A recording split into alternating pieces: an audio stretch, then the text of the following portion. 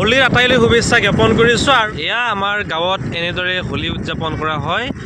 গাঁৱৰ শিশুসকলে সৰু ল'ৰা ছোৱালীসকলে এনেদৰে হেৰি কৰে, এনেদৰে গাড়ীসমূহ ৰাখে। তোনা কি টাকা উঠছি?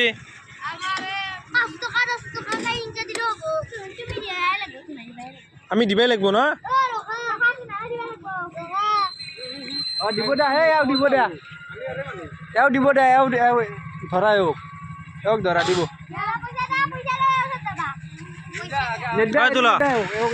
চকুটো মোজা, চকুটো মোজা ল।